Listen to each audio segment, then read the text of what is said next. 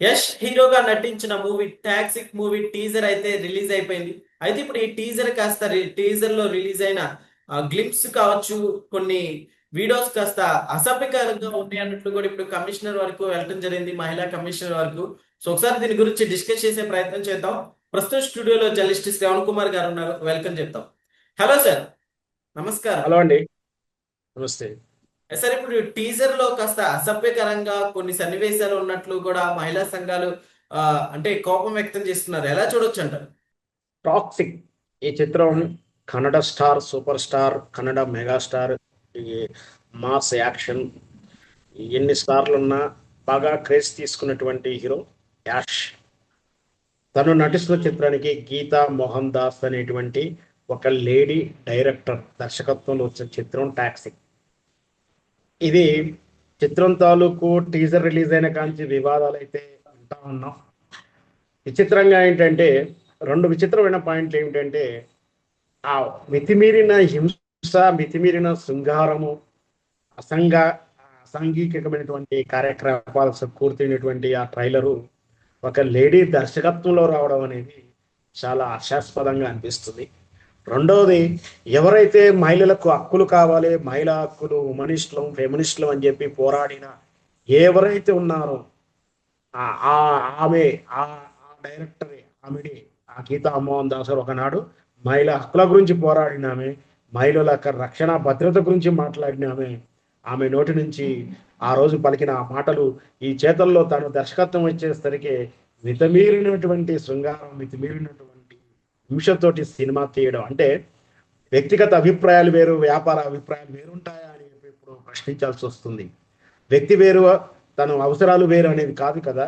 ఎవరైనా సరే ఒక ఐడియాలజికల్గా ఉన్నప్పుడు సినిమాలు కూడా ఐడియాలజికల్ తరగతి చిత్రాలు వస్తాయి. ఉదాహరణకు మనకు ఎస్ ఆర్ సార్. నారాయణమూర్తి గారిని తీసుకుంటాం. ఆర్ నారాయణమూర్తి గారు ఐడియాలజికల్ ఏ విధంగా ఉంటాడో ఆయన చిత్రం తాలూకు చిత్రాలు కూడా అలాగే ఉంటాయి. ఐడియాలజికల్ గా ఆర్ నారాయణమూర్తి గారు ఒక రంగా మాట్లాడి సినిమాలు వివరంగా తీస్తారని మనం అనలేం కదా, అనకూడదు కదా, చేయరు కదా పని. కానీ గీతా మోహన్ దాస్ అనే ఆవిడ స్త్రీల గురించి మాట్లాడి, స్త్రీల స్వేచ్ఛ గురించి, స్త్రీల హక్కుల గురించి మాట్లాడి ఈరోజు విపరీతమైన శృంగారాన్ని, విపరీతమైనటువంటి హింసను ప్రేరేపించినటువంటి చిత్రం తీయడం చాలా విస్మయానికి గురి చేస్తుంది. అందుకనే యావత్తు ఇంకొకటి ఏంటి అంటే, కన్నడ సంస్కృతి అంటే ఇలాగే ఉంటుందా, అది కన్నడ సినిమా. బేసికలీ మా మదర్ లాంగ్వేజ్ ఏంటంటే కన్నడంలో వస్తుంది ఆ చిత్రం. అంటే కన్నడ సంస్కృతి ఇలాగే ఉంటుందా అనేటువంటి అభిప్రాయానికి యావత్ భారతదేశం వచ్చేలా ఉందని చెప్పి ఈనాడు కన్నడీయులు ఆ సినిమా మీద అబ్జెక్షన్ చెప్తున్నాడు. ఆ, కన్నడ భాష సంరక్షణ సంఘాలు కానీ, కన్నడ సంస్కృతి సంఘాలు కానీ ఈరోజు తీవ్రంగా గీతా మోహన్ దాస్ గారి మీద విమర్శలు చేస్తా ఉన్నారు. మహిళా కమిషన్ నోటీసు కూడా వెళ్ళింది, కేసు కూడా బుక్ అయ్యే అవకాశాలు కూడా ఉన్నాయి. అయినా కూడా ఆమె ఏం స్పందిస్తలేదు.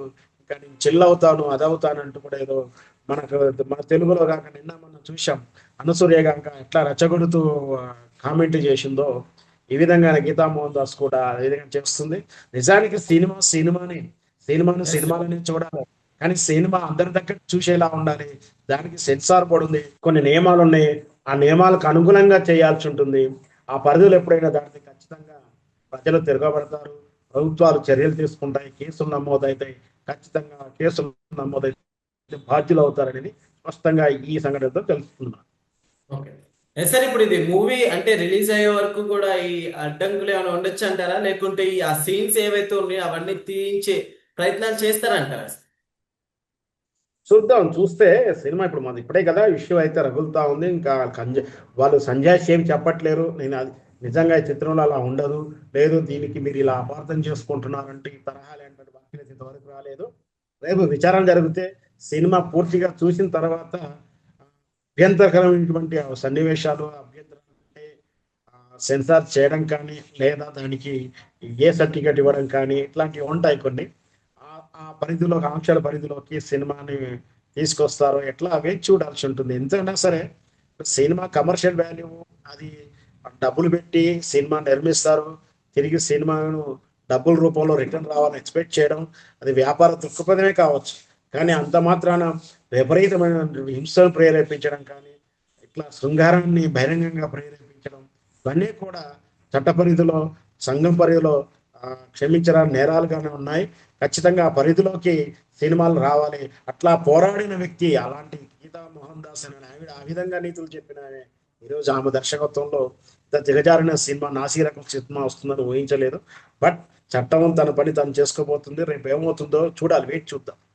Okay sir. అట్లానే ఇప్పుడు ఇలాంటివి నిజంగా యష్ గారు ఇలాంటివి అంటే సపోర్ట్ చేస్తారా అన్నట్లు కూడా ఆయన అభిమానులు ఇక్కడ క్వశ్చన్ చేస్తున్నారు అనమాట. ఏం చెప్తారు సార్ ఇక్కడ?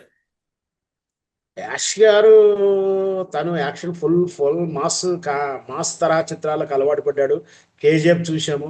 ఆ, ఎంత ఆ చిత్రాలు కూడా కేజీఎఫ్లు అన్నింటి చిత్రాలన్నీ కూడా మితమీరినటువంటి హింస, ఆ మాఫియాలు, ఆ దేశ దేశ విదేశాల మధ్య ఉన్నటువంటి మాఫియాలు, వాళ్ళ డాన్లు, అంటే చీకటి సామ్రాజ్యాన్ని శాసించే డాన్లు, ఆ బాంబుల స్వైర వివాహారం, ఆ గన్నులు అన్నీ కూడా విపరీతమైనటువంటి హింసనే ఉన్నాయి ఆ చిత్రాల్లో కూడా.